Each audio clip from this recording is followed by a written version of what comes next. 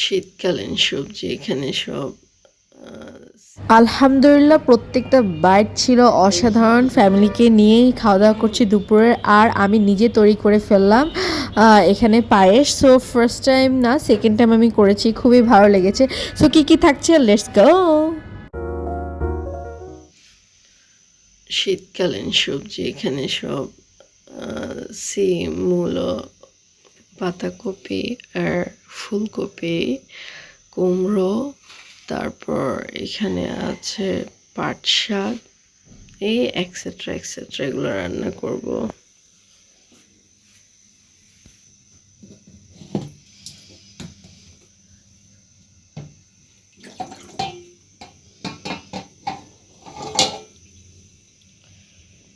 তারপর এখানে অলরেডি মাছ ভিজিয়েছি, দেখতে পাচ্ছেন। আসসালামু আলাইকুম এভরিওয়ান, সবার সাথে রেকর্ডের আফরোজা রান্না করে। মর্নিং থেকে আমার ঘুমে ঘুমে কাঁদো কাঁদো কণ্ঠে অনেক কথা শুনে ফেলেছেন, এখন ঝটপট কথা শুনেন। সেটা হচ্ছে আমি রান্নাবান্না স্টার্ট করে দিয়েছি একদম ফ্রেশ ট্রেশ হয়ে। মর্নিংয়ে উঠে আমি আগে ফ্রেশ হয়ে ভালো করে আধা ঘন্টা ধরে দেন আমি কুকিং করতে চলে যাই।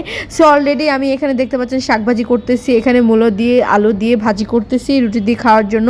আর এটা আমার ব্রেকফাস্ট, কেমন হয়েছে জানাবেন। মর্নিংয়ের ব্রেকফাস্ট ছিল। দেন আবার রান্না করতে চলে গেলাম। এখানে আমি পেঁপে দিয়ে মুসির ডাল দিয়ে রান্না করে নিচ্ছি। যেহেতু আমি ডায়েট করি, সো এটা আমার জন্য একটা বেস্ট খাবার, আর আমি এটা খাই। সো এখানে আমি ফুলকপি রান্না করতেছি, দেখতে পাচ্ছেন ফুলকপি আমি মাছকে একদম ভালো করে ভেজে নিয়েছি। রুই মাছ দিয়ে রান্না করব, অ্যান্ড দেন আমি মুরগির মাংস রান্না করব স্পেশাল করে।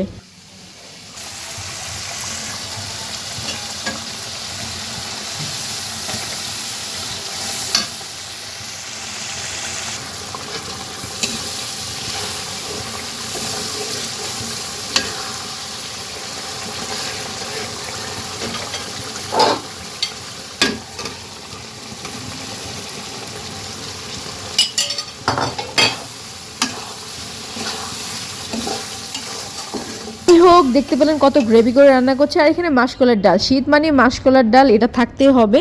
অ্যান্ড দেখতে পাচ্ছেন কত সুন্দর হয়েছে আমার মুরগির মাংস, সব কিছু ফ্রাই করে রান্না করেছি। অ্যান্ড আমার সব রান্না হয়ে গিয়েছে হাজার কষ্টের পরে। অ্যান্ড আরও অনেক এক্সেট্রা এক্সেট্রা বাসের সব কাজ করে খাওয়া দাওয়া করতে বসে গিয়েছি। আলহামদুলিল্লাহ আলহামদুলিল্লাহ, খাবারটা ছিল খুব খুব খুব বেশি, আমি খুবই এনজয়। ধারণা কি জানেন, একটা দিন সবাই খুব আনন্দ করে খাওয়া দাওয়া করে সবাইকে নিয়ে। আর ফ্রাইডে তো এমনিতেই একটা ঈদের দিন আমাদের মুসলমানদের জন্য। সো আর সবাই মিলে একসাথে থাকে, সবাই মিলে একসাথে খাওয়া দাওয়া করে। আর গৃহিণীদের একটু কাজ হলো, গৃহিণীদের আনন্দও আছে, ফ্যামিলির সবাইকে রান্না করে খাওয়ানো। তো খাওয়া আর খাওয়ানো এটার মধ্যে অনেক বেশি আনন্দ থাকে, মেয়েদের লাইফটাই হচ্ছে এমন। সো যাই হোক, যেটাই হোক, লাইফটাকে আনন্দ খুঁজে নিতে হয়। দেন খাওয়া শেষে তো একটু মিষ্টি মুখ ফ্রাইডেতে চলে। সো পায়েস রান্না করেছি, সবাই মিলে তৃপ্তি করে খেয়েছি আলহামদুলিল্লাহ। দেখে বুঝতে পেরেছেন কতটা সুন্দর হয়েছে, আর আমি আসলে ভাবি না এতটা সুন্দর হবে।